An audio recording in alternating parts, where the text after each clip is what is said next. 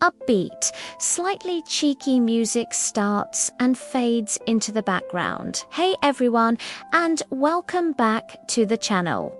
Today, we're taking a look at one of history's most ambitious, most audacious, and frankly, most baffling projects ever undertaken.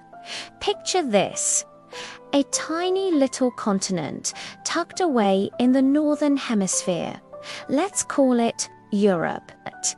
It's smaller than Africa, smaller than Asia, and for a good chunk of its history, it was mostly just a collection of kingdoms arguing over who had the best-looking castle.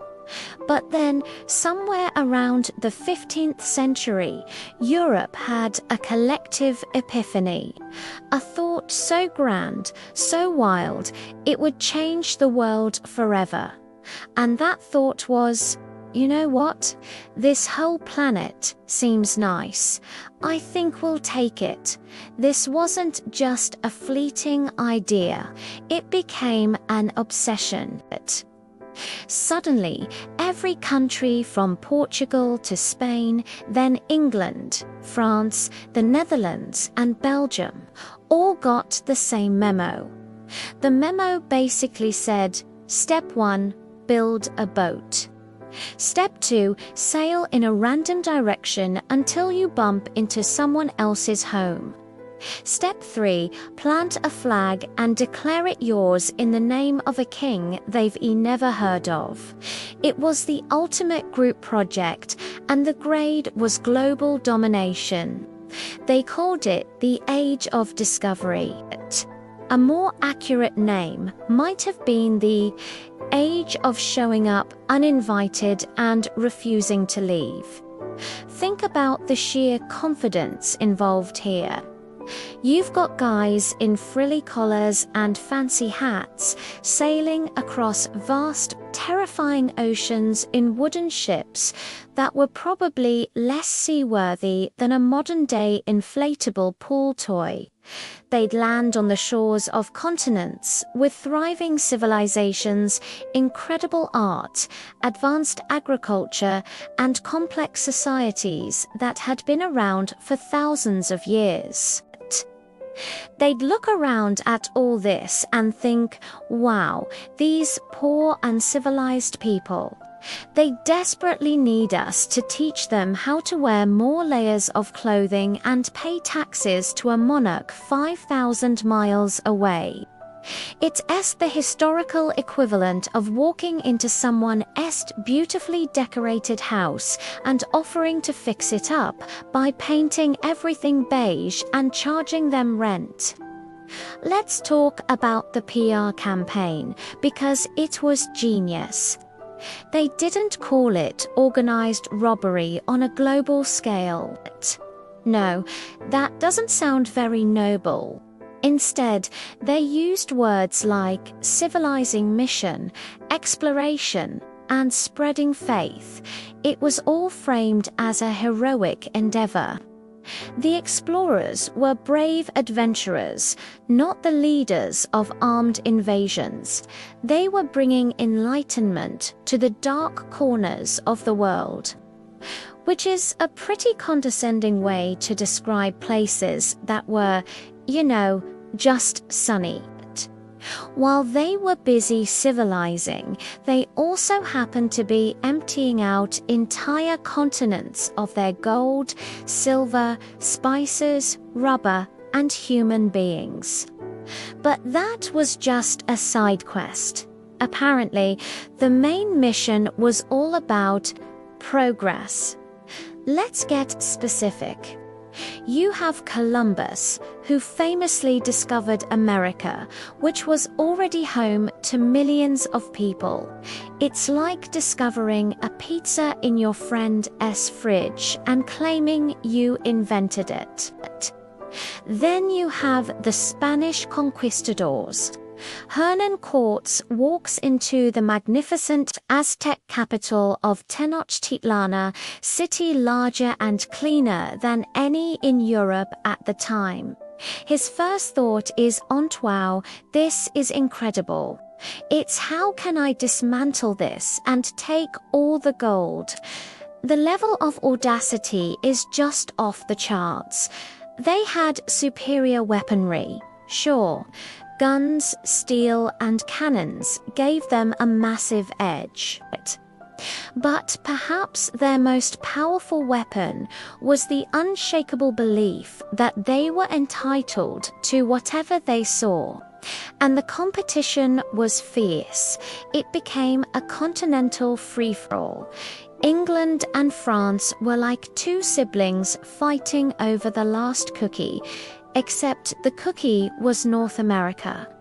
Spain and Portugal literally drew a line on a map. The Treaty of Tordesillas divided the entire newly discovered world between them. Can you imagine that conversation? Okay, you get the left side of the planet, I get the right. Is that cool?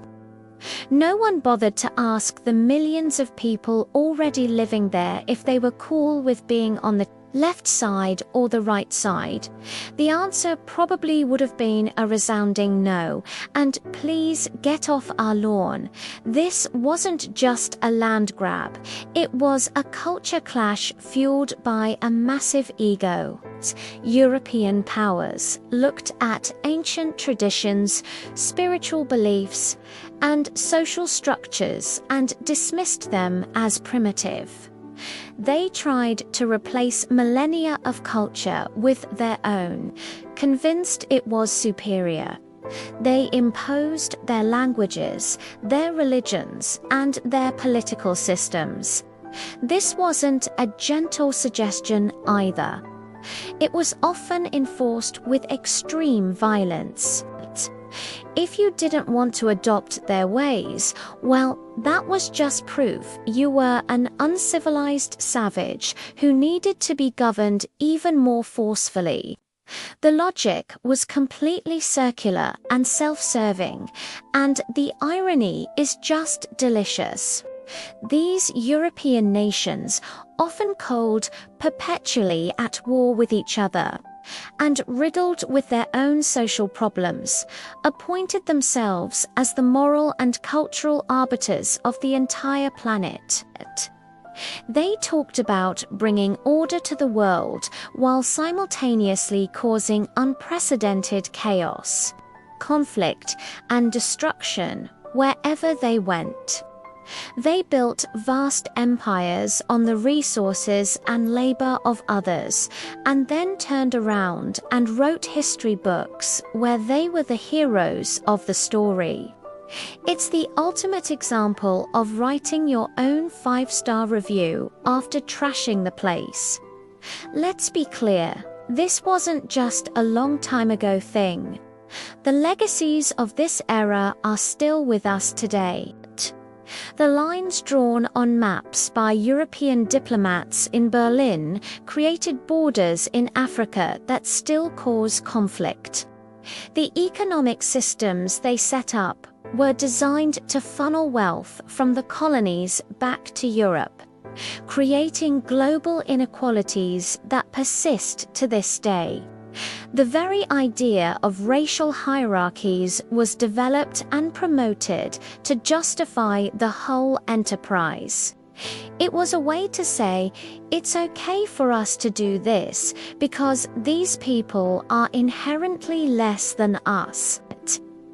It's a dark and damaging ideology, but it was essential for the colonial project to seem morally acceptable to those back home.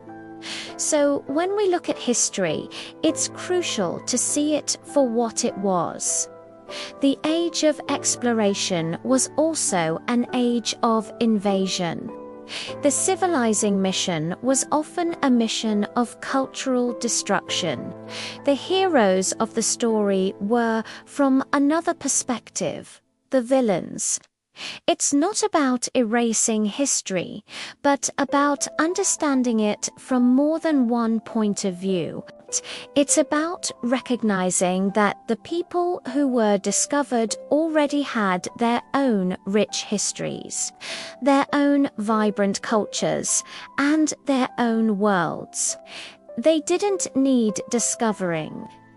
Thinking about it with humor helps us process the sheer absurdity of it all. The idea of a few small kingdoms on a peninsula deciding they owned the world is, when you strip away the pomp and circumstance, objectively hilarious. It's a story of ambition, power, and a planetary-sized ego trip. It's a reminder that history is often written by the winners, and their version of the story isn't always the whole truth. It's the story of how a bunch of cold, tiny kingdoms with too much pride and too little sunshine ended up declaring war on the world and called it history. Thanks for sticking with me through that deep dive.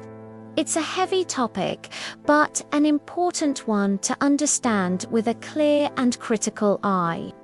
What are your thoughts on this? Drop a comment below. I'd love to hear what you think.